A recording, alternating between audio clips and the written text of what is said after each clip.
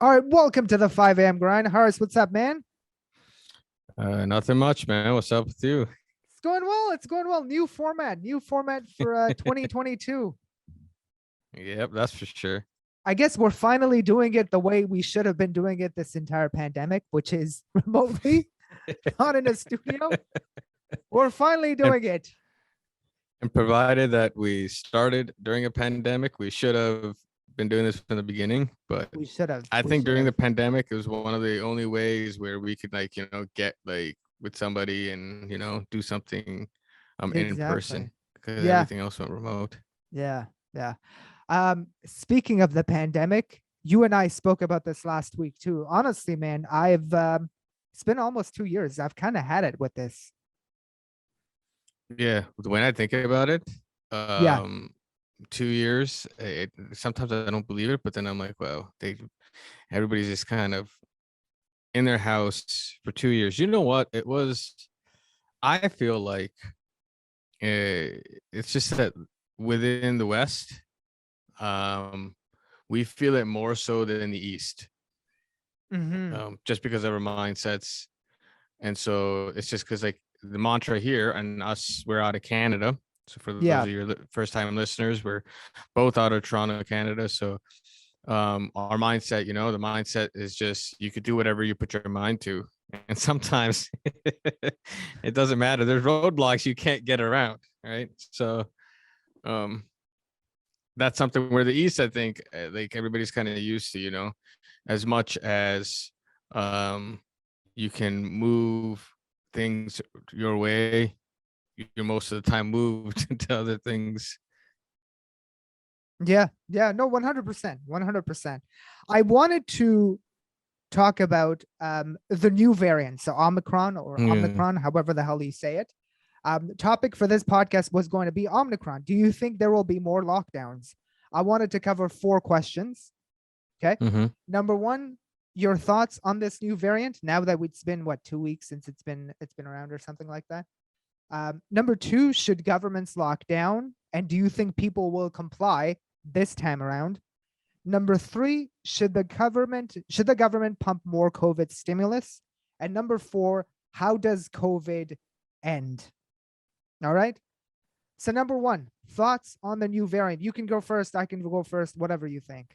It's up to you, man. You can go for it. Go for it. From what I've been reading, okay, been trying Mm. to consult a multitude of sources on this. It seems like it's highly contagious, like no question.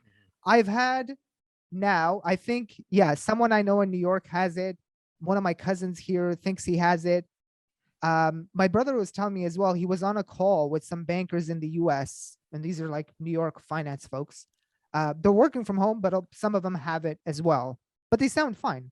And here's the thing, you could have it as well and be asymptomatic. So your test positive, but you have none of the symptoms.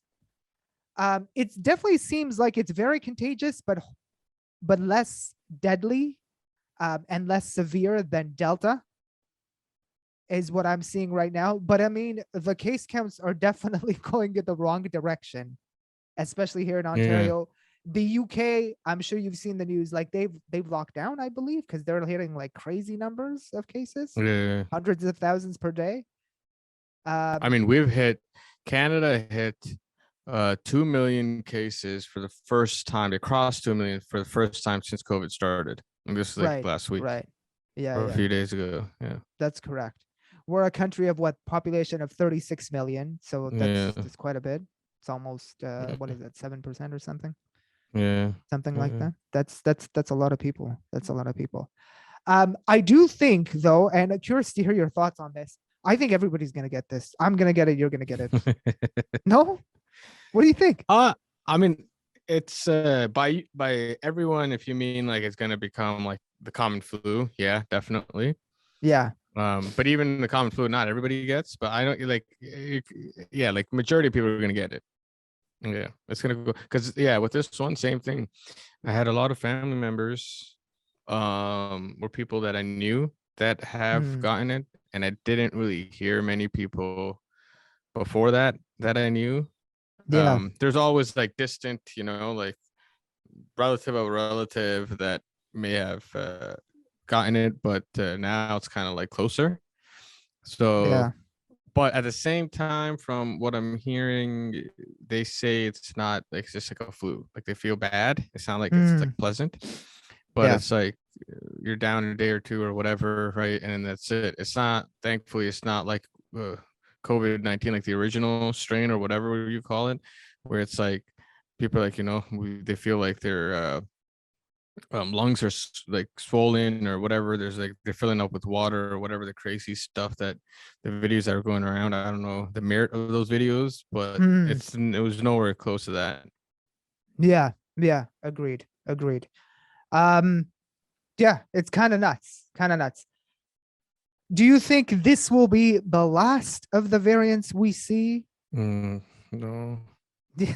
I mean, COVID-19 wasn't the first. It was another variant, right? We had SARS before that, so it was Yeah, another it's like the variant same of SARS. strain-ish. Correct. Yeah. Yeah, yeah.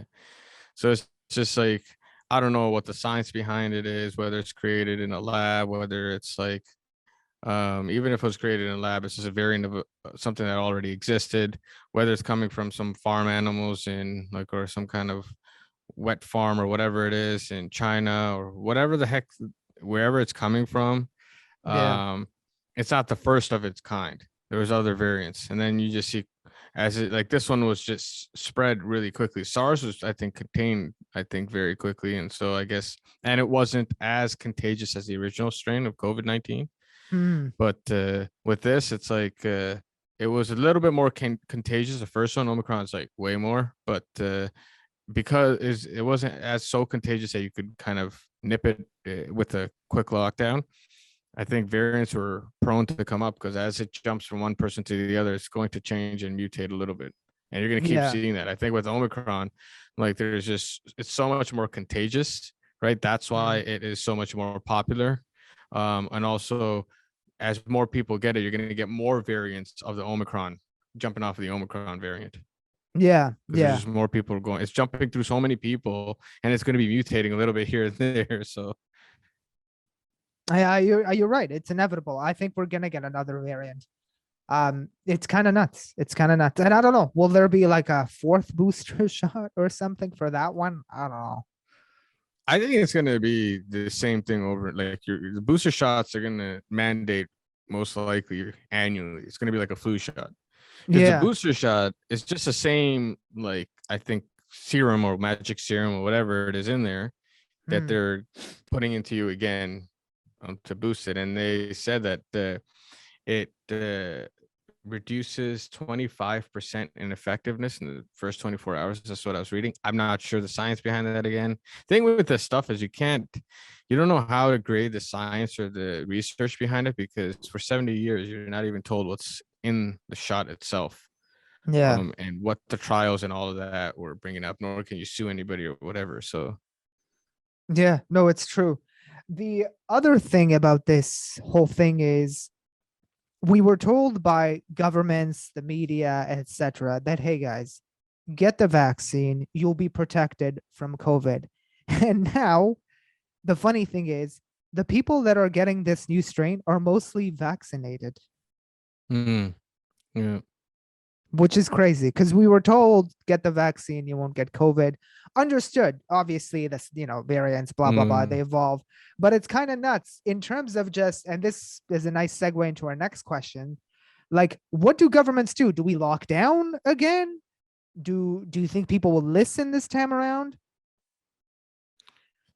I mean, first of all, like when the governments were first saying like, "Oh, you're gonna be protected," I didn't really believe that. Only not because like, oh yeah, I'm Hmm. anti-government, they're out to get us or whatever. Like, I definitely believe in being a lawyer. I believe in the law, and you should be following it. And I think the administrative bodies and the health bodies knew that they still didn't know how effective the shot was going to be, but they knew that this is the best thing we've got so far, right? And I don't know what kind of moral conversations you have on like the ethics around like this is the best shot. We don't know the side effects. Should we like let people like tell people just take it, right? How many people are gonna die if we don't, and how many people are gonna die if they do take the shot? So what's like the worst case scenario? I don't know, right? and who's to decide like who is the one to figure out whose life is more important. Um, I don't know, but I don't think these lockdowns can last, man. I definitely don't.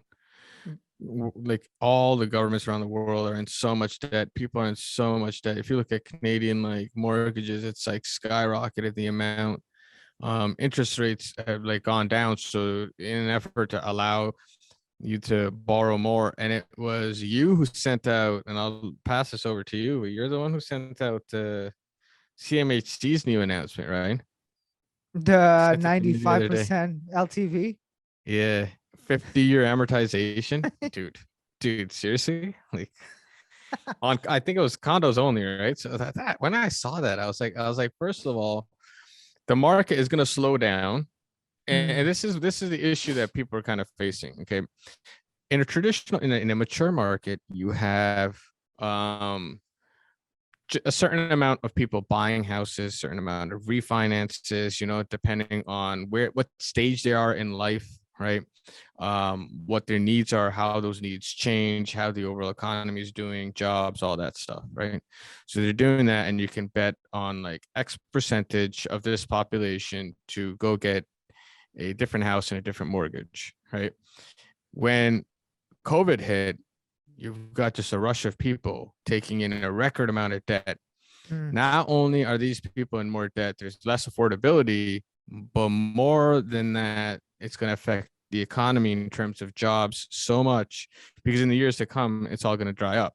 Just like in the States, I think when the interest rates went up, mortgage market dried up overnight. Their system is a little different because they have open mortgages over there, but it's not too far from Canada.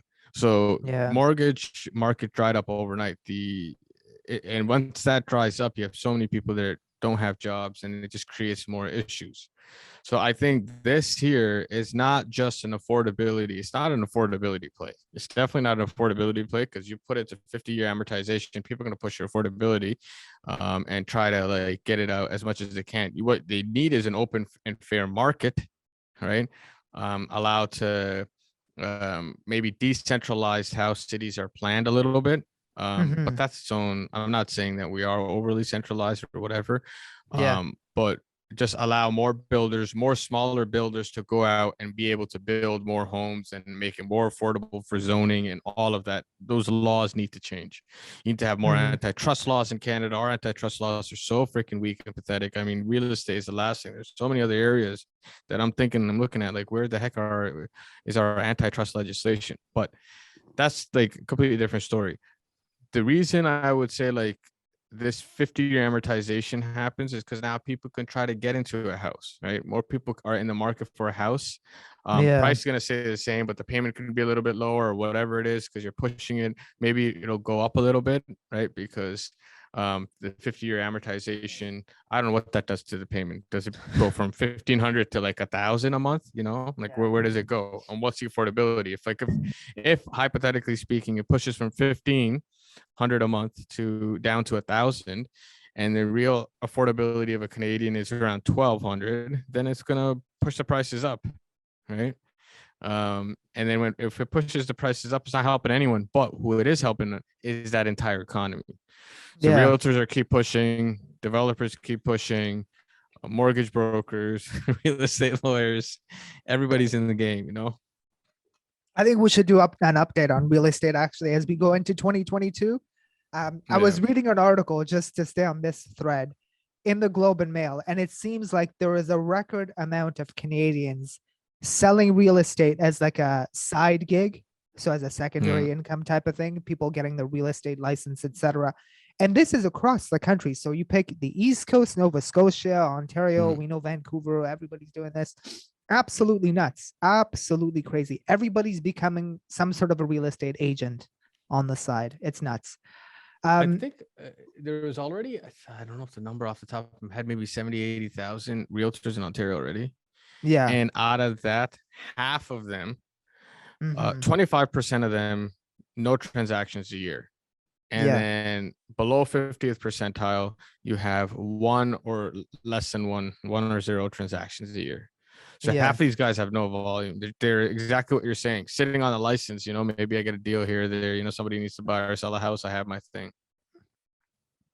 That's funny.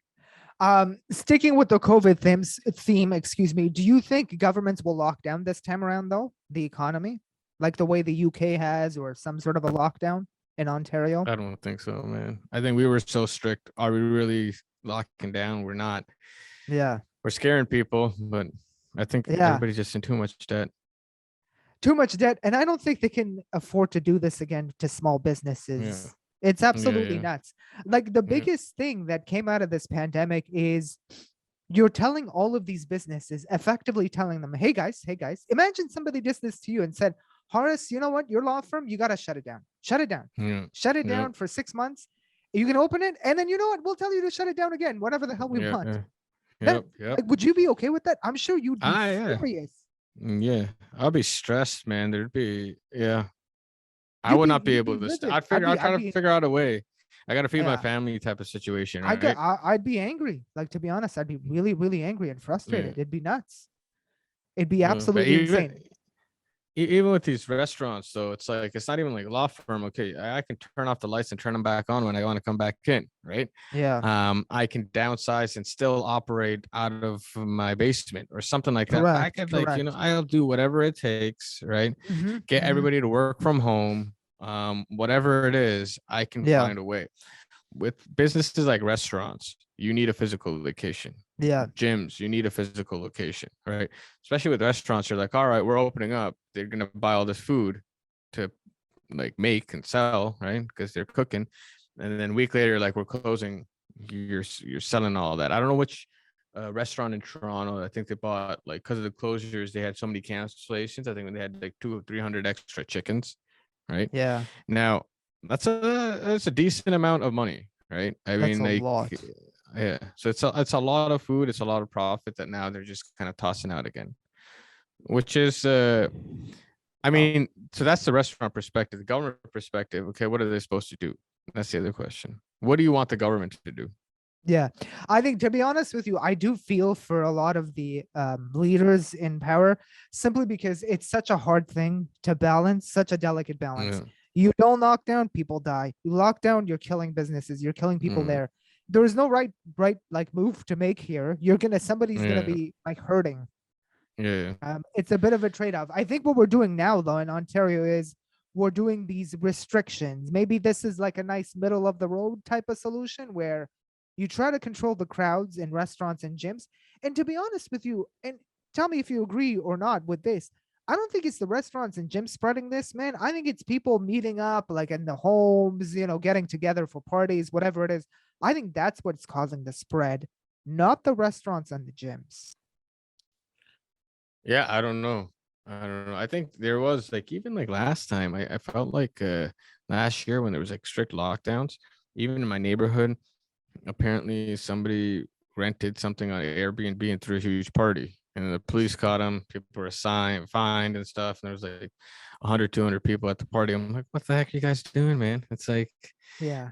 we're kind of not in a good situation. And I guess if you're in your early 20s and you're stupid and teenagers or whatever it is, yeah, and you're like, oh my god, I don't really care, I'm gonna live forever, bro. I mean, it hits you, later. That's what I found out, sidetracking a little bit. Okay, Yes. as you get older, the Yeah. concept of mortality is so much more real.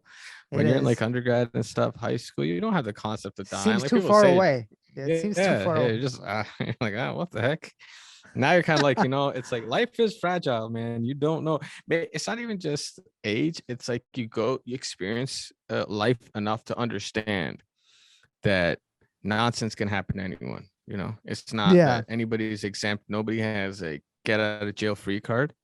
And it's better to be careful, especially if there's people dependent on you, right? If you have a family that depends on you, it's not about I could do whatever I want. It's about I got to survive long enough so that they're in a good place. It's true. It's true. It's true. I don't know. It's weird. And like right now, as we're having this discussion about lockdowns, etc. You and I aren't telling the people or the people listening to this that, hey, Horace and I are tired. Please stop the Yeah. lockdowns. No, we're thinking about like the repercussions to businesses, etc. Right? To Yeah. other people who are Yeah. affected by these measures. And I think that's the way you evaluate these situations Yeah. instead of being like, oh, I'm tired of this. Can we get out of lockdown? Yeah. I think we're doing the exact opposite. We're complaining a little bit. I mean, I'm complaining. I'm kind of annoyed with the Yeah, I'm not lockdowns, gonna but lie. I'm It not is saying stop frustrating. them. Yeah, Yes, it is yes. frustrating. Yeah. Yeah. But we're venting, but at the same time, it's a very nuanced situation. You can't like, I mean, yeah, there's a perspective of the people who have to close their businesses 100%. But Yeah. like we just kind of discussed a few seconds ago, it's like it's also the perspective of the politician.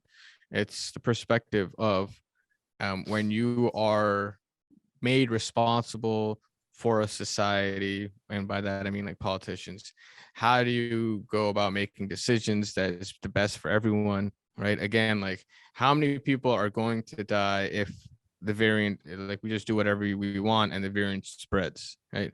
Versus how many people not just die, how are the ones that are living, how good are their lives going to be afterwards, right? How good is the country overall going to be to move forward?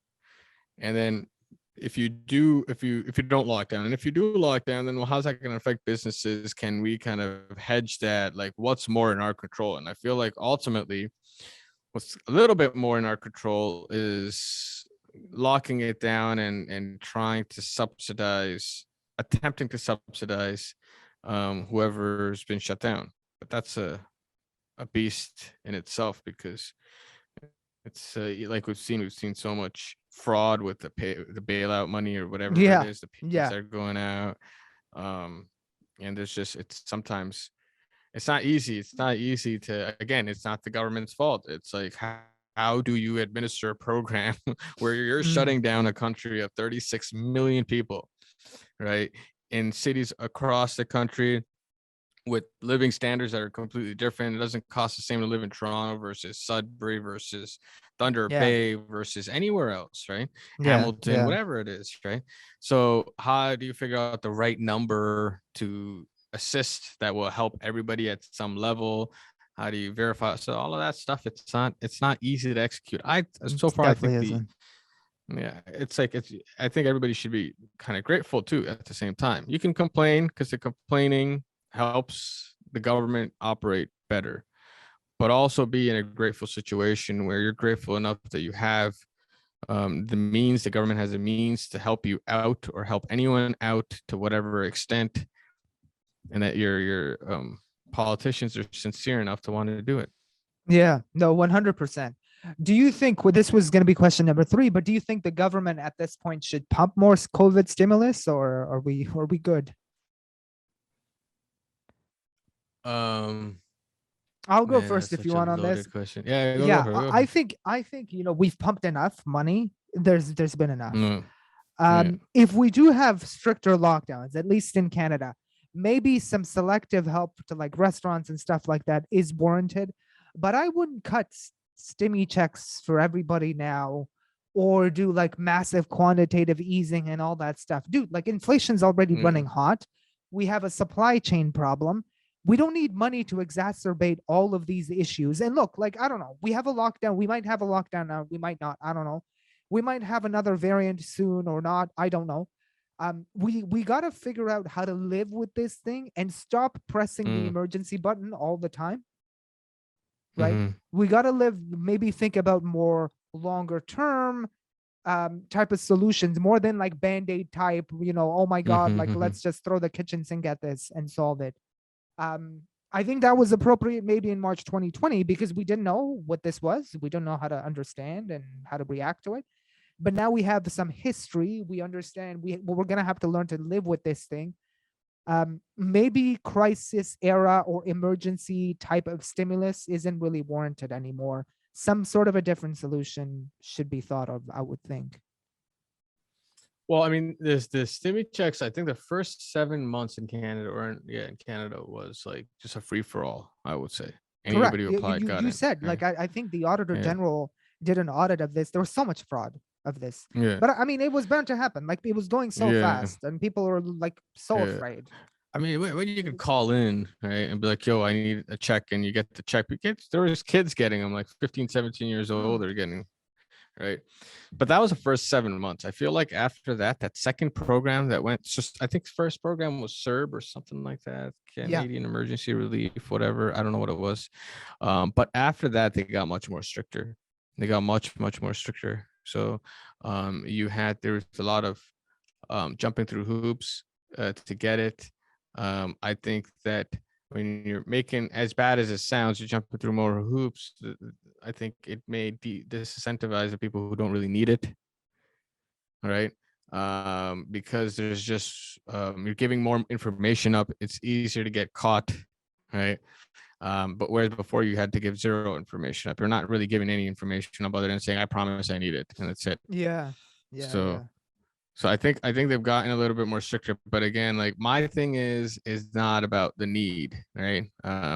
My biggest concern is like one of the biggest things that the Western economies or developed economies, right? I guess it's synonymous with Western economies have is a stable currency. It's artificially stable because a lot of times we export our inflation and our volatility to the developing countries because we're just in that position. But we still have to have some kind of sound monetary policy to maintain that to some extent. We are moving towards a world where that does not look like it's possible if you're printing more money, right? It's not for no reason that Ray Dalio is coming out and he's saying, first of all, like for those of you who don't know, he's like what, the top 15 or something richest people in the world. I have no idea. He's worth a couple billion, right?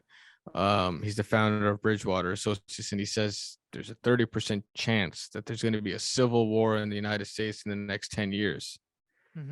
And so he's already kind of, and if he's saying that, then I would argue that the chances could be a little bit higher, right? Because I feel like people like him tend to tone it down when they're going to the news, but it's kind of a conversation. And I think a lot of people are on the same page, whether it's Warren Buffett or anybody else, because they've stopped participating in the market as much. And they're saying that the way the dollar is being printed is going to crash. And when it crashes, there's going to be other ramifications around it. So on Ray Dalio's thing, so he had a new book. Did you notice? He just I just bought it. Yeah, you did? Okay, yeah. So principles with dealing with the changing world order. That's exactly what I was looking up. Why nations succeed and fail. So I think, his thesis in the book, and I've heard this from another podcast, is exactly that the U.S. might break out into a civil war. And that this is maybe the end of the U.S. as a global superpower, and it's going to change. I don't know if that will happen in our lifetime, maybe towards the end of our lifetime, but there will be another superpower. I think it could happen in our lifetime. What he's saying is not necessarily the U.S. is just like, if they're not a superpower, right? Yeah. It's not like they're going to go down to like zero. That's not what he's kind of claiming. No. So it's, yes, because before people, like, this is like the first time in history somebody has a complete power dominance in every single area where the U.S. is. After World War II, 50% of the world GDP was the U.S., which is insane. That number is insane. And now they're 25% or something like that. So correct. They're still pretty big, but the really strong value add R&D is traditionally the 25% of the economy in the U.S., and they've kind of exported manufacturing. So and even the manufacturing that's done outside of the U.S. is for the U.S. market. So you have to kind of take that into consideration too.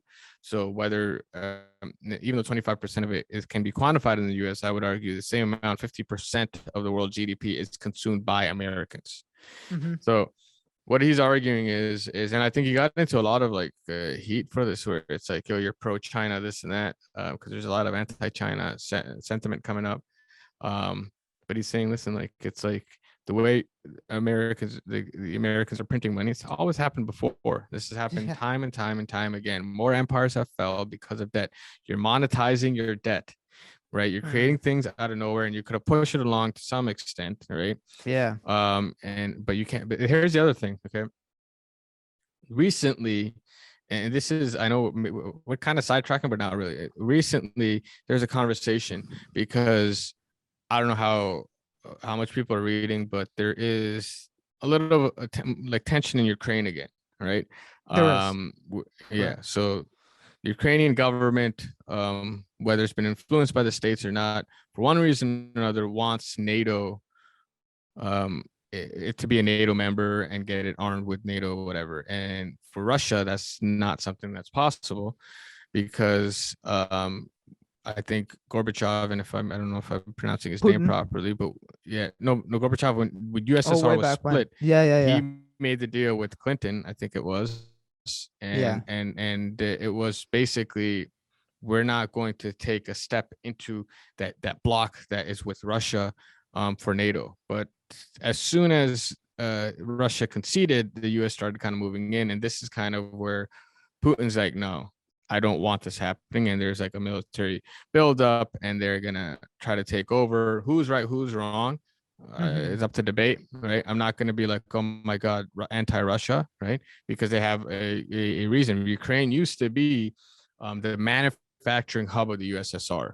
It was after its wars that they had to move it further into Russia, but Ukraine always held a special place within the Russian people, like that. People, it's like kind of saying we cut off Toronto, right? Yeah. And first it becomes its own state, and then the U.S. slowly starts kind of coming in and saying, okay, Canadians are gonna be like, what the heck, man? This is as Yeah. Canadian as it gets, right? So that's a lot of the sentiment around Ukraine. But now what I'm really trying to get at is, so there was a debate, and this is briefly touched upon, where the Americans said, hey, let's cut them off of SWIFT. They did that to Iran, right? To get the enforce their sanctions. They even did this to Russia under the Obama administration, and the ruble crashed like 30% overnight. Now they're saying no. They're saying no. Why? They don't want that to happen is because after the last time they did that, the Chinese came in. They already have a system that is a replacement for SWIFT that's credible internationally. The Russians have their own, but it's not widely accepted. But the Chinese have a more accepted one, and the yuan is just more accepted in trade. Also, before 100% or something like that, like the vast majority of their trade was done in US dollars between Russia and China. I'm not even talking about anybody else, just Russia and China. Now it's 56%. Right. Yeah. So it's already going, or 48%, something like that. The point is, it's going down. The Americans are like, yo, if we do this again, man, like, yeah, we want to punish them. Sure, we want to punish them, but we need to, like, have our businesses going too, because every single time the international economy is trading in US dollars, it goes through SWIFT. It like touches a US bank account. There's like so much that happens, and you take a fee here, there, or whatever. Right. And that those fees add up to billions and billions of dollars. That's where the profitability comes from. Right. But they're like, no, if you do this, we're not going to be able to, like, you're killing the system that has that control over everything. Yeah. Whereas like Obama, they did not think about that twice. It was a snap of a finger, boom, done. Okay. You're out of the SWIFT. Right. And so now, because of, I feel like, this weakening position in the US dollar, right, that was predominantly done as a result of a lot of factors, but a lot of it is just printing and forcing people to get out, right? I think Russia dropped, I think 50 or some astronomical percentage of their foreign reserves in US dollars. They dropped, and they don't use them anymore. And China's doing the same thing. So there's a shift, which is obviously scaring the Americans, which is why there's more anti-Chinese and Russian rhetoric. But the printing is what got it there. My point is, yeah. Can we take it back to COVID? COVID point is, it's you know what? It's like everybody took their power for granted, then COVID hits. Right? I'm looking from a geopolitical, economic, strategic kind of perspective. And now you're printing money, and you feel like you can because you've had this power for so long, and you're gonna get rid of the very thing that allowed you to print that money and live in comfort while this pandemic is happening. You're kind of throwing out the window. Yeah. So you need to preserve your economy for the future. You need to preserve your workforce. Therefore, for that reason, I don't believe printing is a good idea. It's a good idea. Got it. I might actually get Ray Dalio's books on your recommendation. Last question, and maybe we can wrap it up. How does COVID end, do you think? Maybe we sort of touched on this in the first Yeah. question, but how do you think it evolves from, we have Omicron now. What's the future evolution of this? Maybe I'll go first. I was Yeah. reading, I was telling you this last week as well offline. I was reading something from Bill Gates, and what he said was Omicron might be the last of these variants, last like major one. And then what happens is you transition from a pandemic into something that's endemic. So something like the flu, like you were saying, whereby, yeah, this is a seasonal thing. We live with it, etc. It's always there, but it's no longer a pandemic with, global consequences and Yeah. death and Yeah. severity, etc. Yeah. I think hopefully that's where we're headed, and that's how this thing evolves, and we're out of this in 2022. Your Mhm. thoughts? Yeah, I agree, man. I feel like Yeah. with after the Omicron, it's just gonna be. I feel like there's gonna be variants, quote unquote variants, that are just split up like all across the world in different regions and stuff like that. Just the Yeah. flu has Yeah. different freaking. It's not the flu. The same flu in Toronto is not the same flu like in Vancouver or anybody else, anywhere else. Those bugs are different, but it's a name Different for it, strain. right? Different strain. Yeah. Yeah. Yeah. Yeah. So it's gonna Yeah. be the same thing. It's gonna be more regional, and then you're just you're taking it annually. I don't know if I'm looking forward to that one, but yeah, Yeah, yeah, annual seems a booster little bit of an shots. inconvenience, but hey, if that gets us back to normal, quote unquote, Yeah. Yeah. then so be it. I mean, yeah, it is what it is. All right, any final thoughts on just COVID lockdowns, all that stuff? No, man. I think yeah, and for those of you out there who are going through a bit of a hard time, um I mean, I would just say just hold on. You just gotta kind of believe in the fact that everything's happening for a reason, and the government's gonna have its reason, even though you may not understand it for a lot of things that they're doing. I'm not saying blindly follow them, but I'm also not saying rebel. Yeah, And sometimes, you know what, in life, I think this is a good opportunity to for everybody to understand, and that at the core of it, we're pretty helpless. All right. And this is not the first time something like this has happened. And the best thing that we can do is just be grateful for what we have and the situations we've been in, and not to take that for granted. yeah, 100%, 100%. All right, I think Mm. we can leave it there, Horace. All right, man. Okay, Take care, sounds good. everyone. See you guys on the next one. Take care.